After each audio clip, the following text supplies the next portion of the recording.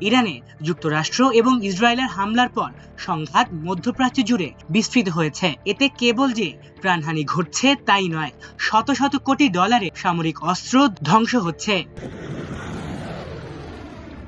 উপসাগরীয় অঞ্চলে যুক্তরাষ্ট্রের সবচেয়ে বড় রেডার ব্যবস্থা ধ্বংস করে দেওয়ার দাবি করা হয়েছে ইরানের কয়েকটি গণমাধ্যমের খবরে। বলা হয়েছে, কাতারে অবস্থিত যুক্তরাষ্ট্রের সবচেয়ে বড় রেডার AN/FPS 132 ব্যবস্থা ধ্বংস করা হয়েছে। ক্ষেপণাস্ত্রের নিখুঁত মামলায় $110 কোটি মূল্যের এই বিশাল রেডার ব্যবস্থা ধ্বংস হয়েছে। ইরানের গণমাধ্যম ও অন্যান্য পত্রপত্রিকাগুলো রেভলিউশনারি গার্ড কোর IRGC এর জনসংযোগ বিভাগের উদ্ধৃতি দিয়ে জানিয়েছে, কাতারের আল উদেইদ বিমান ঘাঁটিতে অবস্থিত এই রেডারটি 5000 কিলোমিটার দূর পর্যন্ত লক্ষ্যবস্তু শনাক্ত করতে সক্ষম ছিল। ওই অঞ্চলে আকাশসীমায় কোনো ক্ষেপণাস্ত্র ঢুকলেই সেটিকে চিহ্নিত করে সতর্ক করে দিত এই রেডার ব্যবস্থা। ফলে উপসাগরীয় অঞ্চলে এই ব্যবস্থার কারণে অনেকটাই সুরক্ষিত ছিল।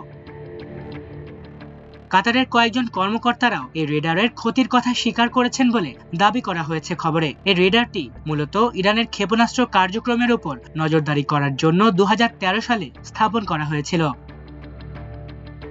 এদিকে যুক্তরাষ্ট্রের পক্ষ থেকে ইরানের উপর চালানো অভিযানের নাম দেওয়া হয়েছে এপিক ফিউরি। এই অভিযানে ওয়াশিংটন তাদের সবচেয়ে শক্তিশালী মারণাস্ত্রগুলো ব্যবহার করছে। এর মধ্যে রয়েছে B2 বোম্বার। প্রতিটি $100 কোটি বেশি মূল্যের এই স্টিলথ বোম্বারগুলো মার্কিন বিমান বাহিনীর সবচেয়ে শক্তিশালী হাতিয়ার। Lucas drone. মার্কিন সেন্টার কমান্ড জানিয়েছে, তারা স্বল্প মূল্যের লুকাস ড্রোন ব্যবহার করছে, যা অনেকটা ইরানি নকশার শাহেদ 136 ড্রোনের আদলে তৈরি। ইরানের পাল্টা হামলা রুখতে প্যাট্রিয়ট ও থার্ড ক্ষেপণাস্ত্র প্রতিরক্ষা ব্যবস্থা সক্রিয় করা হয়েছে। এছাড়া যুদ্ধজাহাজ ও বিমানবাহী রণতরীও মোতায়েন রয়েছে। মার্কিন প্রেসিডেন্ট ডোনাল্ড ট্রাম্প এবং ইরান কর্তৃপক্ষ উভয়ই ইঙ্গিত দিয়েছে যে এই সংঘাত বেশ কিছু সময় ধরে চলতে পারে।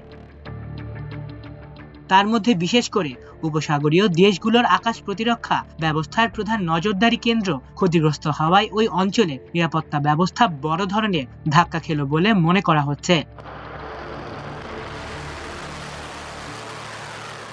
মাল্টিমিডিয়া ডেস্ক, আমার দেশ।